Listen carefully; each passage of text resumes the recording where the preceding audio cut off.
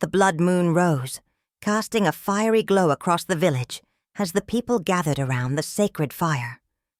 Their voices barely rose above the howling wind, a mix of dread and anticipation hanging thick in the air. Shadows flickered and danced as the flames crackled, but their light barely cut through the darkness. The wind picked up, sharp and biting, as the sky, clear and unyielding just hours ago, now boiled with dark clouds. Thunder rumbled like a beast waking from its slumber. The villagers shifted uneasily, eyes darting nervously toward the heavens, where the storm had no reason to exist. The dry season was supposed to protect them from rain, yet tonight it roared with unnatural force. Adama ran through the village, her heart pounding with the urgency of her task. She gripped her birthing tools, her breath quick and shallow, as whispers of doom swirled around her. The storm seemed to follow her steps, the wind pressing against her, urging her to hurry. "It's not safe," they murmured, but Adama had no time to listen. She had done this countless times before, but never with the weight of tonight pressing on her every step. As she reached the riverbank, the world seemed to hold its breath. The clear water, so peaceful, so calm just a day before, had turned a deep, unsettling red. Villagers stopped in their tracks, frozen in fear, unable to move or speak. The river, the lifeblood of their village, was now stained with the ominous sign of something terrible to come. Murmurs of the blood moon's curse filled the air, and all eyes turned towards Adama, now the center of the storm's fury. She hurried past, her face grim. There was no time to stop. The twins were coming, and their arrival would mark the village forever. Adama pushed through the fear, each step closer to the home where the birth would unfold under the crimson sky. Inside, she could hear the unmistakable sound of life, the cries of the twins piercing the air. A flash of blinding light filled the room, forcing her to shield her eyes.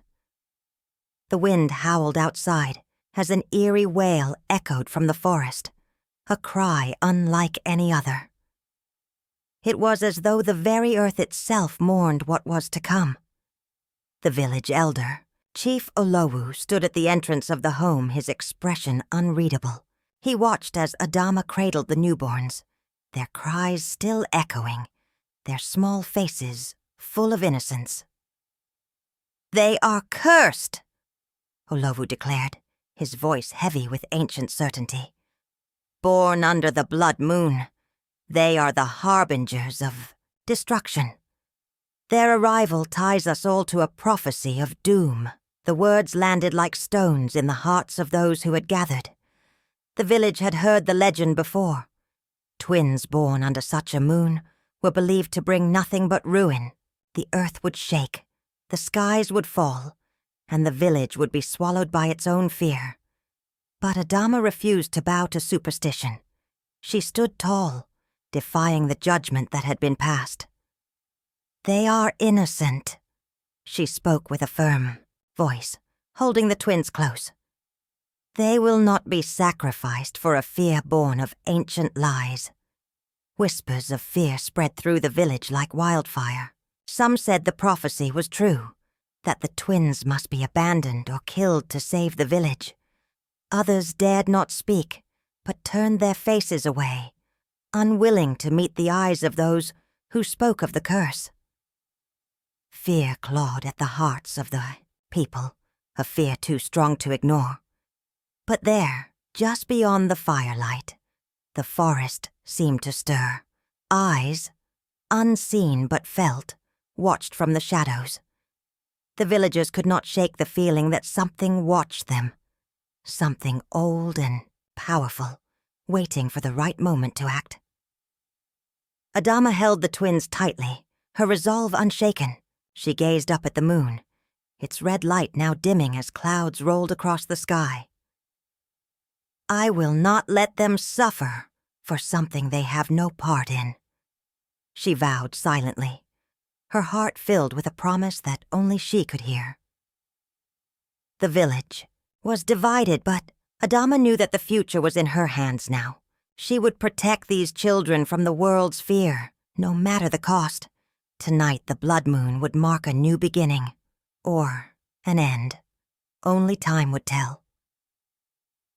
The village was teetering on the edge. The elders, those guardians of ancient wisdom, clung to their ways with a stubbornness that could not be undone. They spoke in whispers of old times, of how things had always been. Yet the younger ones, fresh with ideas of progress and change, asked why the old ways must always govern them. Why must fear be their guide?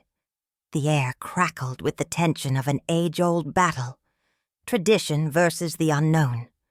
Every day, it seemed the village was slipping further from its roots and closer to something it could not control. Adama had long known the pain of loss. The weight of it still pressed on her chest, making her breath feel like a struggle. She had once carried a child who had never seen the light of day. That grief had shaped her, hardened her heart. She had vowed never to let another life slip away, not if she could help it. Now, with the twins in her care, her resolve was ironclad.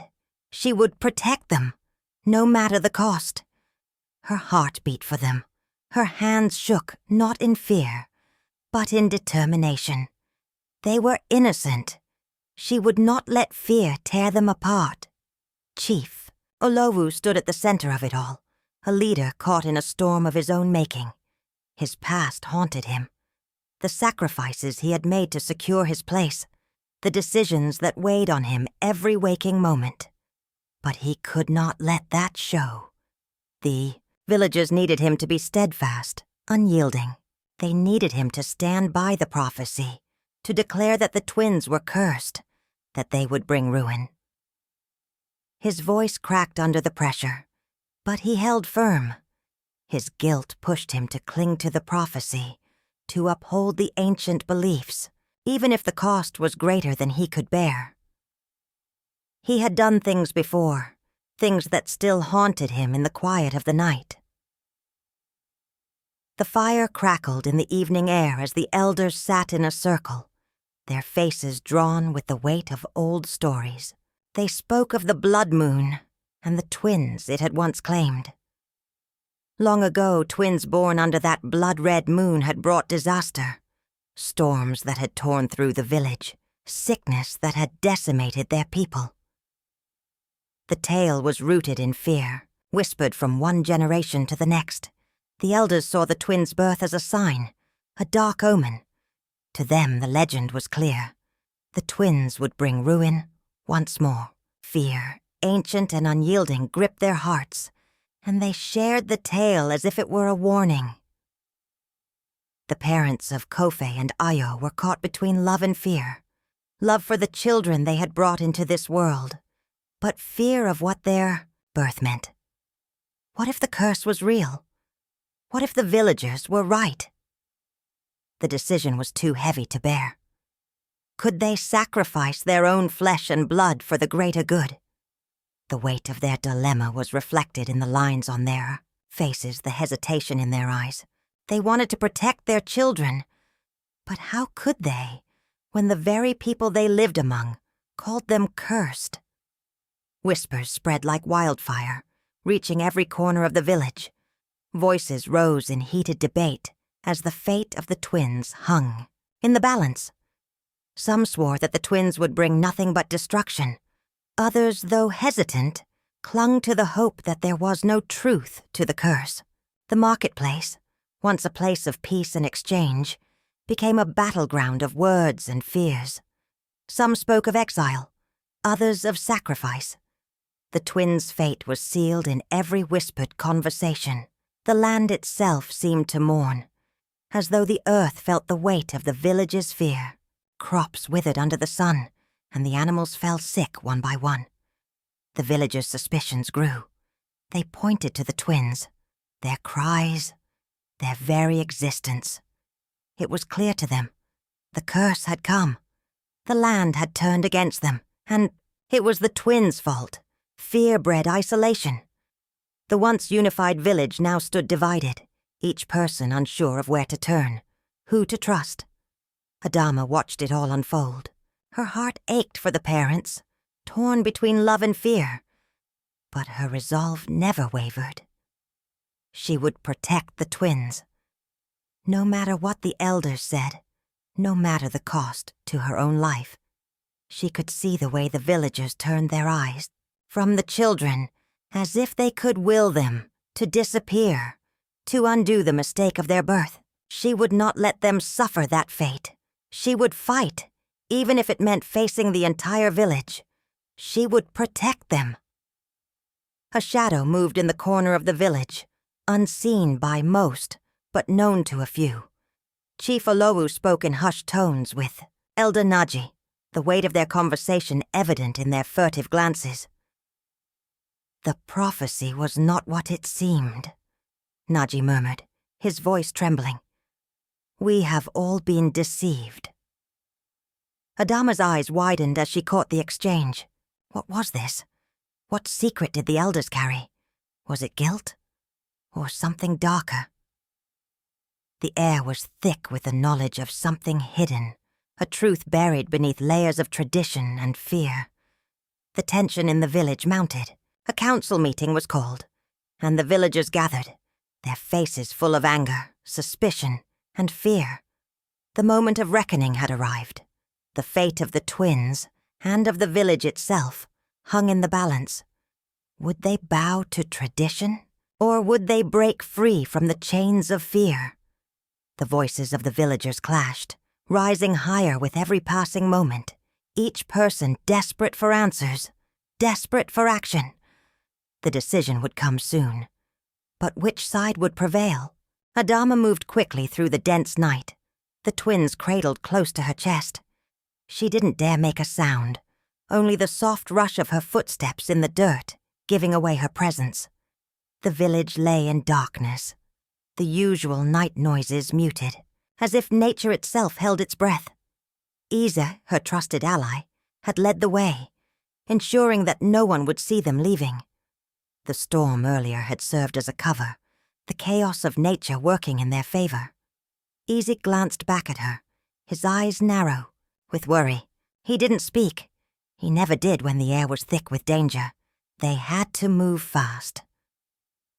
The twins' cries were soft, but to Adama they were loud with life. Life she was determined to protect. The village might fear them, might curse them, but she would not let the darkness take them. "I promised you," Eza whispered, his voice gruff as he stepped ahead, the shadows swallowing him up. "I'll see you through this. But you must know, the path ahead is not easy. The village will not stop hunting for them. I will not let them suffer." Adama's voice was steady, filled with a quiet resolve. "They are innocent, and I will protect them with my life, if need be." Ise nodded, but his gaze turned back to the village as he walked. Beneath his loyalty was an unspoken truth, one that weighed heavily on him. His past was tangled with that village, a past filled with debts he could never repay. His own secrets might make this journey a dangerous one, but he had already given his word. In the village, the days following the twins' birth were filled with disaster. Crops that had once flourished with the rains began to wither, turning brown in a matter of days. Livestock fell ill without warning, and the river, once clear, ran murky and foul. The elders spoke of the curse, and their voices grew louder with each calamity. The villagers looked to the twins, as if their very presence had summoned the misfortune. Every passing hour saw another whisper, another accusation. The twins were not just innocent, they were evil. The whispers grew more sinister as darkness fell each night. Shadows flickered just beyond the village, shapes moving, too quick and too silent to be of this world. Some said it was the spirits watching, angry and hungry for retribution. Others claimed it was a sign. The twins had drawn the very wrath of the ancestors. Fear crept into the hearts of the villagers like a disease. They could not ignore what the eyes saw, what the wind whispered. "I've heard enough," one villager spat, his voice sharp. "They must be cast out. If we don't act, we'll be swallowed by this curse." The tension was palpable as the villagers gathered, their faces tight with fear and anger. Every conversation turned to the twins, to the doom they brought with them. The village was splitting in two, those who wanted to protect them, and those who demanded justice. Chief Olowu stood before the crowd, his face betraying a deep uncertainty. The decision weighed heavily on him, for his role as leader had been built on tradition, on the strength of the past. But now the village was divided, and the prophecy hung over his head like a sword.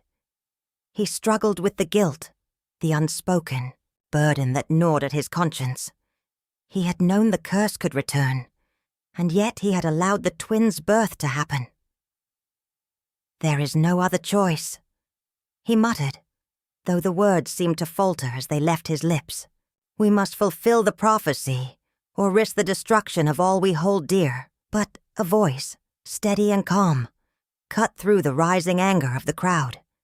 It was Kofe, the twin with the gentle touch, the healer's child, the one who had already begun to show signs of power.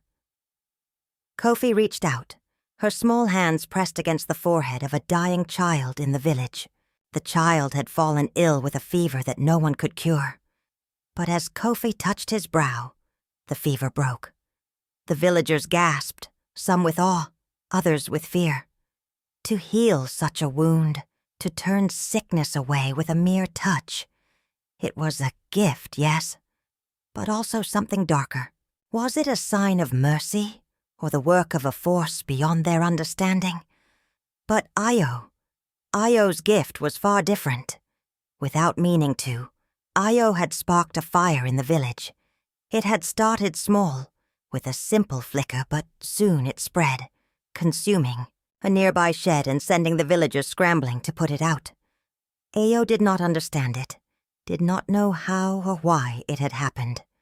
But the damage was done. The twins' powers were both a blessing and a curse. The villagers turned their gazes toward the twins. Fear was now a thick cloud that smothered any hope. "They are cursed!" another villager declared, voice trembling with the conviction of one who believed in the ancient stories. "They are the cause of our misery." Amid the rising panic, a friend of Adama's, someone she had trusted, stepped forward. His eyes were shadowed with regret. He had been pressured by the elders, forced by their threats to reveal the twins' hiding place. "I had no choice," he whispered to Adama, his voice barely audible over the murmur of the crowd. "They told me. They said if I didn't—" Adama's heart twisted in pain as she saw the betrayal in his eyes. "You will regret this," she said, her voice quiet but firm. "This is not the path to peace." The moment had arrived. The village had made its choice, and now it was time for Adama to make hers. She stepped forward, her face set in a mask of determination, her arms cradling the twins. "You will not take them from me," she declared. "No matter what you say, I will fight for them." The villagers fell silent. Even Chief Olowu could not hide the uncertainty that flickered in his eyes. The battle was no longer about prophecy or curses. It was about what the village would choose to become. Would they allow fear to control them? Or would they stand together and break the chains of superstition? The elders watched, their faces unreadable, as the confrontation loomed. A reckoning was at hand, and the village would never be the same again. Villagers gathered around the sacred fire, their faces painted with fear and determination. The air was thick with tension as the flames crackled, their light casting long, wavering shadows. Tonight, the ritual would take place. The twins, born under the blood moon, were to be the price for the salvation of the village. Their lives would appease the anger of the spirits, the elders said, and restore balance to the land. Adama stood tall, her gaze fixed on the fire, her arms clutching the twins protectively. "No," she declared, her voice unwavering, cutting through the whispers and chants. "You will not take them." She turned to face Chief Olowu, his face grim as he stood at the head of the gathering. His authority was ironclad, or so he thought. But tonight, Adama would challenge everything. "You use fear to control them," she said, her voice rising. "You manipulate their lives for your own gain. The prophecy you claim is nothing but a lie." The villagers gasped, their eyes darting between Adama and the chief. The tension in the air thickened like a storm ready to break. Chief Olowu's jaw tightened, but he said nothing. Adama stepped forward, pushing her way through the crowd. "The prophecy," she continued, "was crafted by an ancestor to cover up a betrayal. It was not a warning. It was a tool to control. Your fear has kept this village in chains for far too long." The crowd stirred, uncertainty creeping into their hearts. Chief Olowu's expression faltered for a moment, and that was all Adama needed. She had struck a chord. "The truth is hidden in the past," she said, voice low but firm. "And tonight, we will uncover it."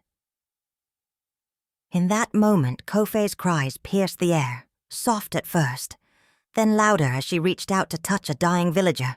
The villagers watched in stunned silence as the woman, pale and frail, began to breathe again. Kofe's hands glowed briefly with a soft light, before the life returned to the villager's face. Hope stirred in the hearts of some while fear gripped others. But just as hope began to rise, Ayo's hands brushed the ground. A spark ignited, growing into a flame that consumed a nearby pile of wood, spreading quickly across the ground. The villagers screamed and rushed to put it out, their fear growing. Kofi could heal, but Ayo brought destruction. The twins were not what the elders had told them they were. Their power was both a gift and a curse. As the chaos swirled, a figure emerged from the shadows.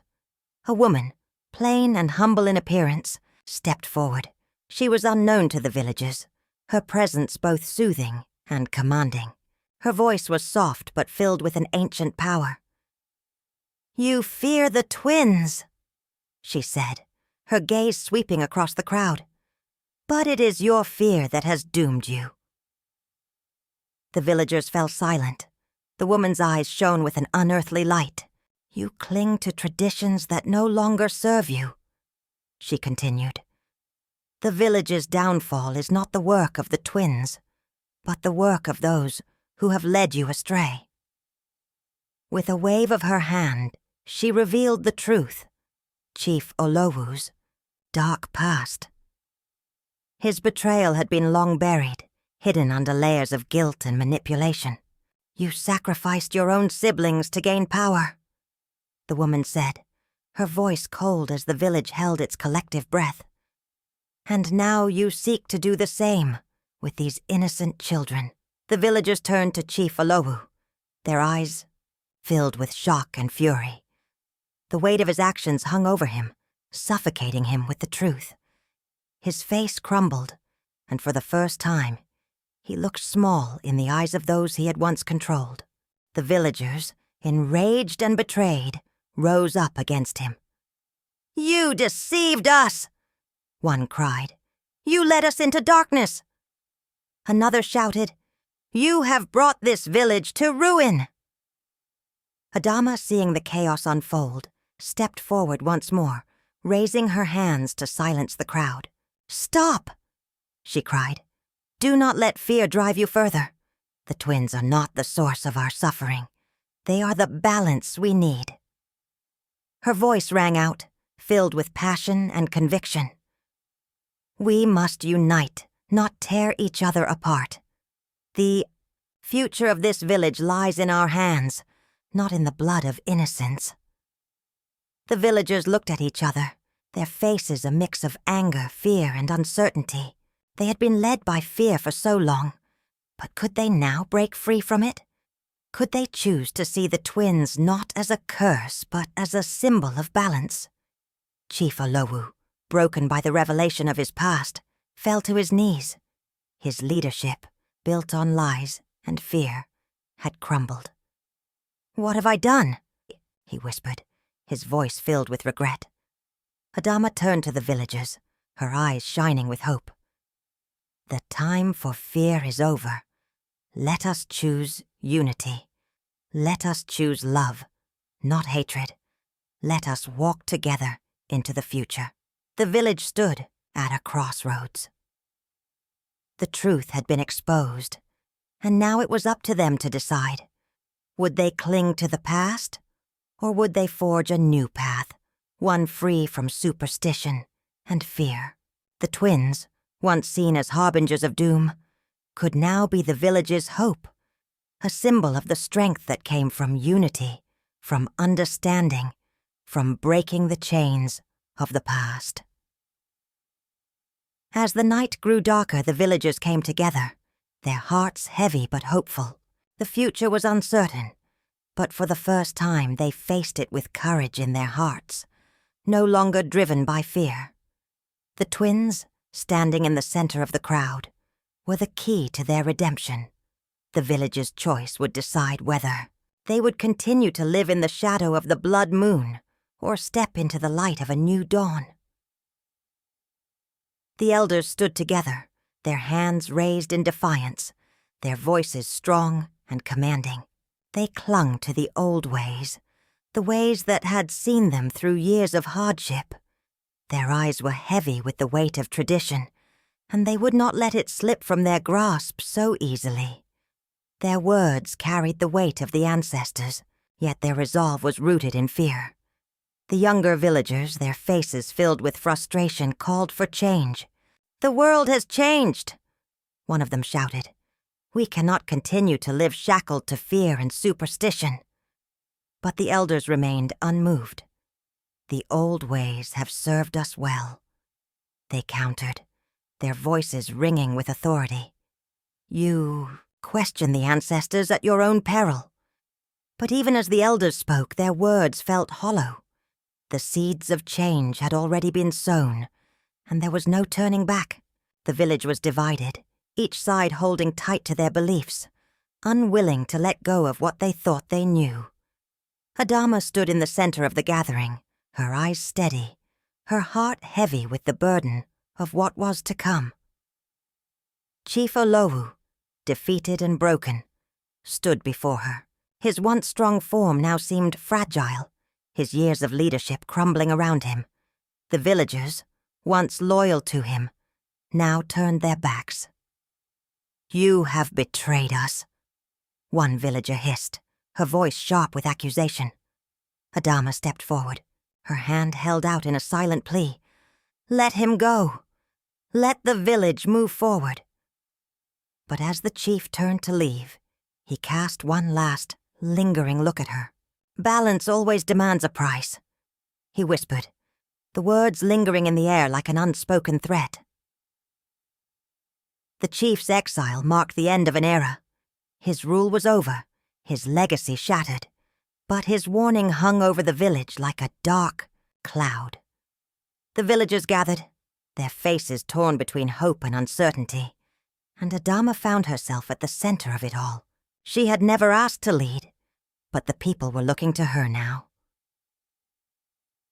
With a heavy heart, she took the first steps toward guiding the village through the difficult days ahead. The village had been shattered, and the cracks ran deep, but she would rebuild piece by piece for the sake of the future. The twins, Kofe and Ayo, had been accepted into the village at last, but even now their presence was met with suspicion. Some viewed them as a symbol of hope, while others saw them as a threat. Their powers, once seen as a curse, now sparked both awe and fear.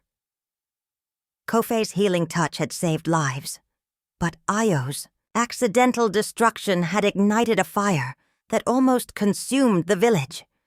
How could the villagers reconcile these two extremes? "They are both gifts and curses," one elder remarked, his voice soft with regret. "But the question remains, what are they truly meant to be?" The debate raged on, with no clear answers in sight. Yet there was something undeniable about the twins. They were not just children of the blood moon. They were something more. And as the villagers began to see the truth of it, they realized that the twins' powers were not simply a burden. They were a key to something greater. Kofe and Ayo, unaware of the full scope of their abilities, began to explore them, testing their limits. Kofe healed more than just the sick. She healed the wounded hearts of the villagers, mending the divisions between them. Ayo, too, began to understand his power. The fire he had once ignited had been dangerous, but in his hands, it could also forge new paths. The village had been marked by the blood moon, but it was now their choice whether it would remain a place of division or become a place of hope. The future was uncertain, but for the first time there was a glimmer of something new. The village could heal, just as Kofi healed the sick, and just as Ayo could shape what had been destroyed. Adama stood at the center of it all, watching as the villagers slowly began to unite. It was a long and difficult road ahead, but she knew one thing for certain. The village could not thrive in fear. It could only thrive in unity, in understanding, and in the courage to face the unknown. But the weight of leadership rested heavily on her shoulders. She had been called to lead, but the path was fraught with challenges. She had no answers, no easy solutions. Yet she was determined to find a way forward, one that balanced the old ways with the new, a way that would honor the past while embracing the future. The village, broken but hopeful, looked to her now. The future was in her hands, and though the price of leadership was high, Adama was ready to pay it. The path ahead was uncertain, but it was a path worth walking, together. Fear had torn the village apart, like a storm splitting the earth. What had once been a united community now stood fractured, divided by whispers, doubt, and superstition. The curse of the twins, born under the blood moon, had become a weight too heavy to carry. It was not just the belief in the prophecy that held the villagers captive. It was the fear of what they did not understand, fear of the unknown, of change, of the unknown power that the twins might hold. That fear had spread like wildfire, fueling the belief that the twins were an omen, a curse that would bring ruin. Adama stood amidst the chaos, her heart heavy with the burden of the village's suffering. The fear had begun to seep into the very bones of the people. Once, they had lived as one, strong in their unity. But now, it seemed that fear had taken root so deeply that no one knew who to trust. The village had been torn apart by the same fear that had once held them together. Fear has a price, she thought. It controls, it divides, and it makes us forget who we are. But in the midst of the division, something else had emerged, a power stronger than fear, compassion. Adama had seen it in the way the villagers had come together in times of need. Despite the fear, there were moments of unity. It was compassion that had driven her to protect the twins, compassion that had made her stand against the elders when they demanded sacrifice. She had seen how one act of understanding could heal deep wounds, how a kind word could mend broken hearts. Compassion, she reflected, is the thread that ties us together. It was clear now. If the village was to survive, it could no longer cling to the old ways alone. Traditions were important, yes, but they could not be the only thing that defined them. They needed to evolve, to adapt to the world around them. Change was inevitable, and it was the only way forward. The old ways, steeped in fear and suspicion, could not sustain the village. We cannot survive by looking only to the past, Adama thought. We must embrace change, but without losing the essence of what made us strong. The village stood at a crossroads. Fear had brought them to the edge of ruin, but courage could bring them back. Courage to face the unknown, to step into a future that held no guarantees. It was the unknown that had caused the villagers to turn on one another, but it was also the unknown that held the potential for their redemption. The twins were not the curse the village feared. They were the key to understanding that fear. They were the future. Adama looked up at the sky, the full moon now casting a soft light over the land. The twins, once seen as symbols of destruction, now stood under the same sky, their presence a symbol of hope. The village could no longer hide in fear. The future belonged to those who dared to change, who dared to choose the path of understanding and compassion over the path of fear and division.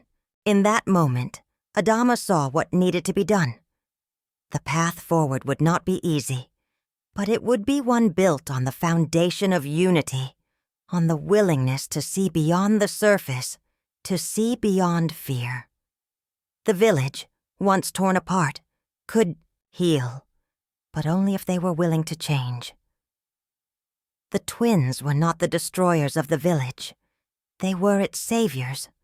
The moonlight bathed the twins' faces as they stood together side by side, a beacon in the dark. The village's future lay in their hands now, and Adama, filled with both determination and hope, knew that the village's salvation lay not in the traditions of the past, but in the courage to embrace the future, with all its uncertainties, and build something new. The journey ahead would be long and hard, but it was a journey worth taking. For the first time in a long while, Adama could see the path clearly, a path of unity, compassion, and courage. The village had a choice, and, with the twins as a symbol of balance, they would choose hope over fear.